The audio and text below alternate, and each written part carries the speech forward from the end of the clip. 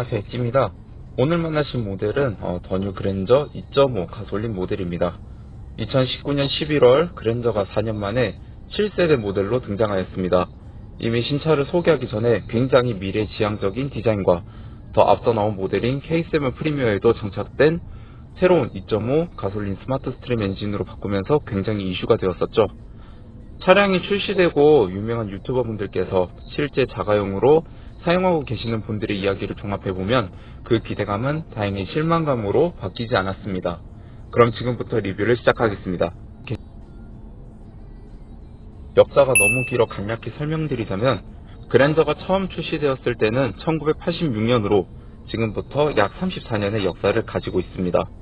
첫 세대의 애칭인 각 그랜저부터 XG, TG, HG, IG 등 모델명을 사용하다가 이번 모델에는 더 뉴라는 명칭이 붙은 것을 확인하실 수 있습니다. 제가 탑승한 모델은 최하위 등급인 프리미엄 등급의 현대 스마트 센스 옵션만 추가한 차량입니다. 차량 가격은 3,399만원으로 지난번 소렌토 시승했던 차량보다 더 저렴한 것을 확인하실 수 있습니다. 그럼 본격적인 리뷰에 앞서 리뷰 중점에 대해서 설명드리자면은 더 뉴 그랜저가 가지고 있는 특징들과 장점, 단점을 중심으로 설명을 드리도록 하겠습니다. 첫 번째, 이전 모델과 달라진 점입니다. 누가 봐도 단연 디자인이라고 할 수 있겠죠. 외적인 영역은 실내외 인테리어에서 설명드리도록 하겠습니다. 제가 인상 깊게 본 부분은 앞서 언급해드린 새로운 엔진 장착입니다. 현대차가 2.4 엔진을 도태시키고 2.5 엔진을 새롭게 제작하여 장착하였습니다. 마력은 8마력, 토크는 1kg 포스미터 정도만 상승하였으나 실제 체감되는 것은 다릅니다. 여기서 먼저 급가속 영상을 한번 시청하고 가시겠습니다.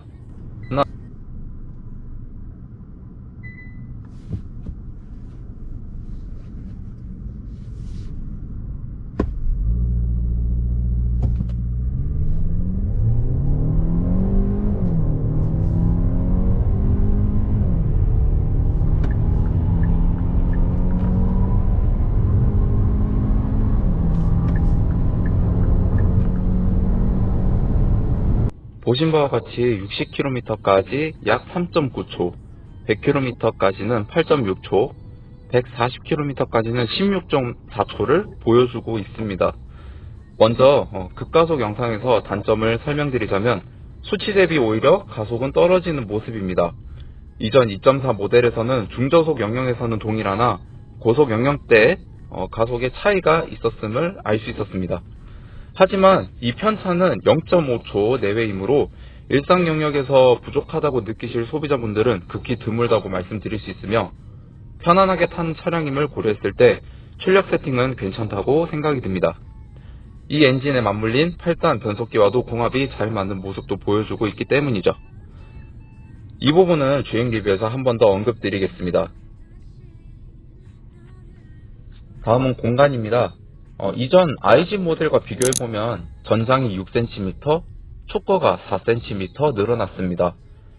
수치만 봐도 굉장히 많이 늘어놓았죠. 하지만 이전 모델도 공간이 넉넉하다 생각하여 늘어난 수치에 대해 크게 체감되는 것은 없었습니다. 두 번째로는 주행 리뷰입니다. 주행 리뷰는 4가지로 구분해서 설명을 드릴 텐데요. 첫 번째는 시내 주행, 두 번째는 중속 구간, 세 번째는 고속 구간, 마지막으로 한계 영역 즉 와인딩을 했을 때 차량의 움직임이 어떻게 나타난지에 대해서 설명드리도록 하겠습니다. 첫 번째로 시내 주행입니다. 자주 멈추고 저속에서 주행했을 때 일반인이 본 시선에선 독일 3사 중형급 차종에서 느낄 수 있을 만큼 편안한 승차감을 잘 구현해주고 있었습니다.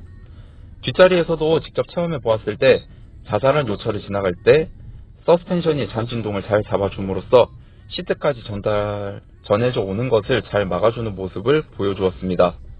멈춘 상태에서 서서히 출발했을 때 시내도로 제한속도까지 충분한 가속력을 보여주었으며 현 단계에서 별다른 단점은 찾지 못했습니다. 두 번째는 중속 구간 주행입니다. 다시 말씀드리자면 60에서 80km 국도에서 주행했을 때 시내 주행과 다를 바 없는 편안한 승차감을 보여주었습니다. 무엇보다 놀라운 점은 기존 IG 모델보다 좀 더 탄탄하게 서스펜션이 세팅되어 있음에도 불구하고 자잘한 요철들을 거의 느끼지 못하게끔 충격을 잘 흡수해주는 모습을 보여주었습니다. 물론 요철에 의한 충격을 서스펜션이 완전히 흡수는 못해주지만 불쾌한 승차감을 주지 않았다는 점을 더 설명드리고 싶네요. 하지만 여기서 단점이 드러나는데, 시내 주행과 저속에서 주행했을 때 출력은 충분했으나 50km에서 엑셀을 20-30% 전개하여 스포티하게 속도를 내려고 하면 생각보다 엑셀을 더 밟아야 한다는 점입니다.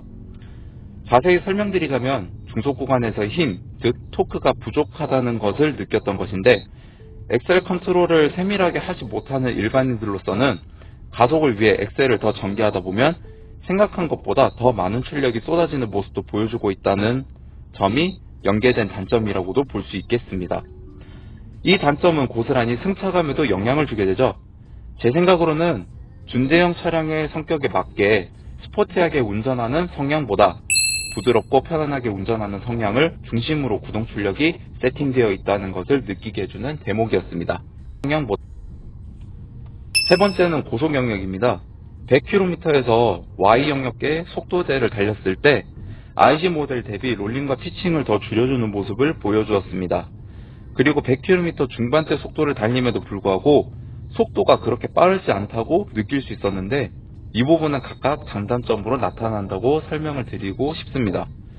먼저 장점은 속도가 빠름에도 불구하고 운전자가 차량을 쉽게 제어할 수 있도록 탑승자가 편안하다는 느낌을 좀 더 가지게 해줄 수 있지만, 이는 곧 과속이라는 결과를 가져올 수 있다는 단점도 가지고 있습니다. 고속에서의 풍절음은 준대형 차로서 준수한 모습을 보여주었는데, 앞서 설명드린 바와 같이 타이어 소음과 풍절음에 대해 소음을 잘 줄여주었는데, 이는 이중 차음 접합 유리를 사용한 것과 직접 확인하지는 못했지만 방음에 대해 좀 더 신경 썼다는 것을 느낄 수 있었습니다. 네 번째는 한계 영역인데, 이 부분은 제가 현장 리뷰에서 좀 더 생생하게 설명드리도록 하겠습니다.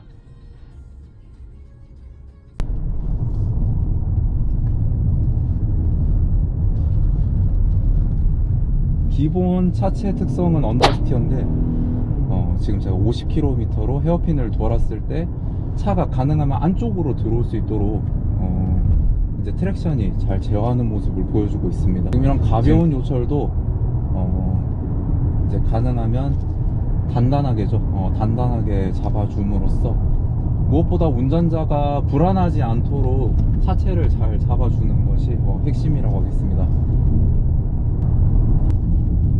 헤어핀을 돌아 나가는 과정에서도 지금 제가 엑셀을 밟고 있는데 속도가 안 납니다. 네, 지금 그만큼 한계 상황에서는 트랙션이 개입을 하는 모습을 지금 보여주고 있고요. 그래도 차량 무게에 대비해서 이 정도 운동 성능을 낸다는 것 자체가 굉장히 인상 깊게 저는 다가옵니다. 네, 이런 불안한 요철도 이제 서스펜션이 잘 잡아주고요.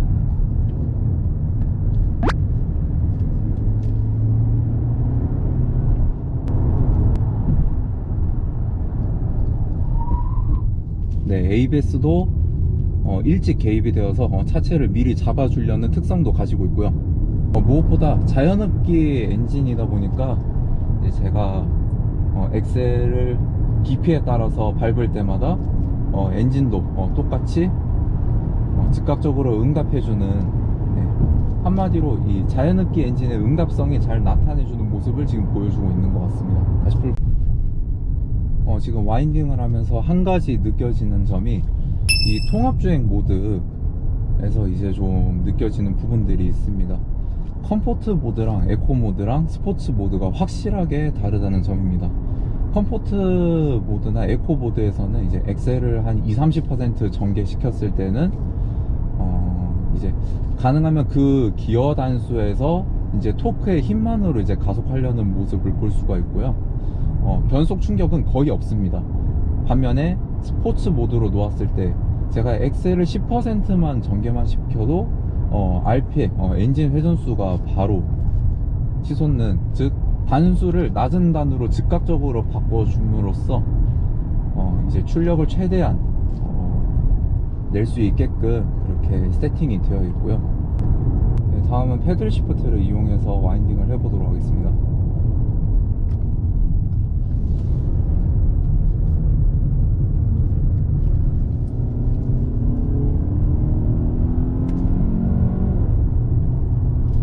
자동 변속기다 보니까 이제 변속이 조금 느린 감이 있지만은 이 정도면은 타협할 만한 수준이라고 생각이 듭니다. 근데 반면에 이렇게 지금 자동 변속기로 돌아오는 시간이 굉장히 짧습니다. 그래서 이제 패들 시프트로 이제 와인딩을 하기에는 조금 불편한 사항이 있을 수도 있습니다. 이제 원하는 기어 단수에서 이제 자동 변속기로 바뀌었을 때 원하지 않은 변수로 바뀐다는 단점이 지금 드러나고 있습니다. 근데 차량이 굉장히 스포티하게 지금 주행을 하고 있을 때는 이제 컴퓨터가 지금 계속 수동 모드로 지금 유지해지고 있는 모습을 볼 수 있고요. 방금 또 자동으로 바뀌었죠. 그만큼 RPM을 많이 쓸수록 이제 자동 변속기로 돌아오는 타이밍이 조금 늦춰진다고 보시면 될 것 같아요. 지금 이 모습 자체가 이제 운전을 잘 못하는 이제 사람들도 이제 말 그대로 차량 제어에 조금 미숙한 사람들이라고 할 수 있죠. 이제 그런 분들도 이렇게 스포티하게 주행을 했을 때 차량이 잘 제어해 준다는 것을 보여주는 증거이기도 합니다.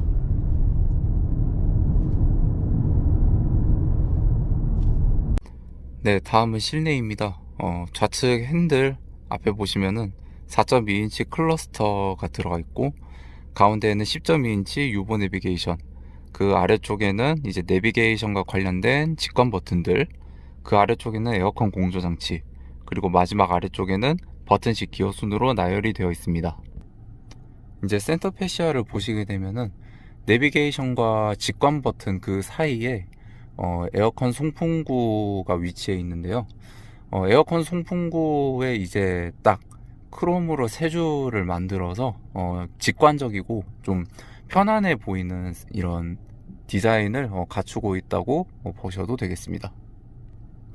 지금은 여기가 깡통 트림이다 보니까 좀 더 상큼 트림으로 가게 되면은 저기 세 줄 크롬의 이제 가운데 크롬 라인에 실내 무드등이 들어갑니다. 이제 흔히들 말하는 앰비언트 라이트가 이제 들어가 있죠. 다음은 운전석을 바라봤을 때 모습입니다. 현재 이 차량에는 현대 스마트 센스 1이라는 옵션이 들어가 있습니다. 스마트 크루즈 컨트롤이 이제 들어가 있는데요.